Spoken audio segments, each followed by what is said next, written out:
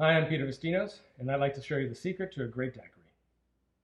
The daiquiri is a cocktail that's had its ups and downs over the years. Originating in Cuba in 1898 in the mining town of Daiquiri, this drink was an instant success. It was further popularized by thirsty Americans traveling to Cuba during Prohibition. But over the years, we sort of lost track of this drink, and the name became a reference for any sweet, fruity, tropical drink that was made in a blender. But luckily, recently, just like the old fashioned, we've sort of rescued this drink from obscurity and brought it back into the mainstream. However, there's something that's always bugged me a little bit about this cocktail. I've never found it to have that really bright, crisp snap that a lot of early drinkers described.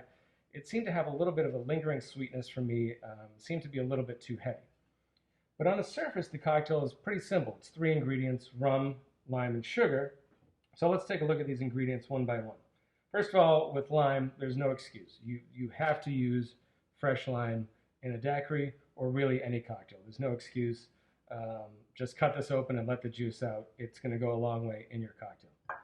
As far as rum goes, you want something that does have some character, some weight to it. Usually a good Spanish-style rum is preferred for a daiquiri. Something that's been aged but then filtered. The aging process will sort of mellow out the rum, add some more complexities to it. But the filtering process will not only remove the color, but keep it a little bit on the lighter side, which is what you want for a daiquiri. Today I'm using this Panama Pacific, made with all estate-grown sugarcane, beautiful citrus notes to it, very tropical, almost like a papaya or mango note to it, with a little bit of black pepper. So I think that's going to work well for us today. So fresh lime juice and a good quality Spanish-style rum.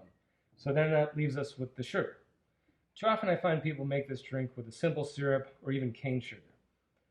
And here's where I think the problem might be. The simple syrup just adds too much body, too much weight to the drink. And it actually adds a little bit of water to the cocktail, which will further diminish the flavor of the rum.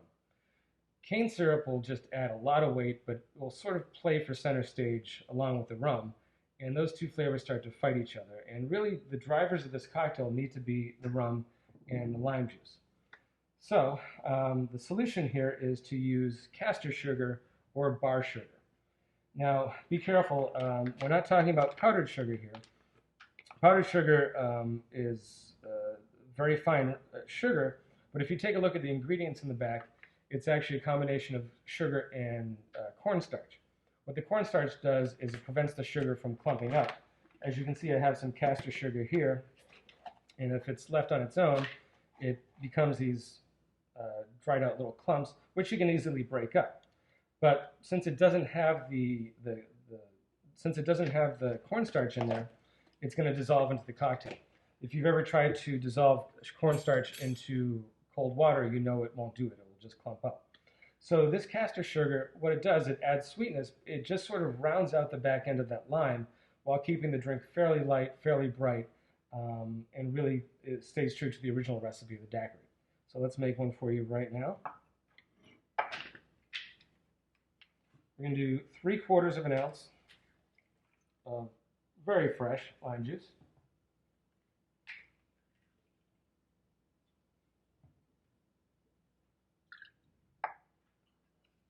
2 teaspoons of castor sugar,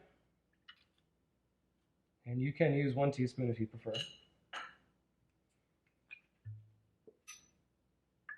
2 ounces of our Panama Pacific rum.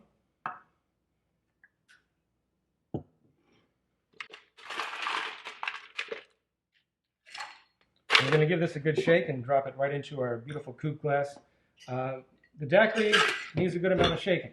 You need to dissolve that sugar, but you really want to wake up that drink, and you really want to add a little bit of ice crystals to the top of that cocktail.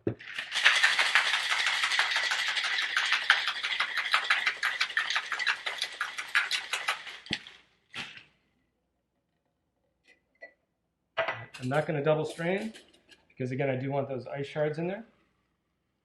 So that beautiful foam in there, you can see it's a really lively drink.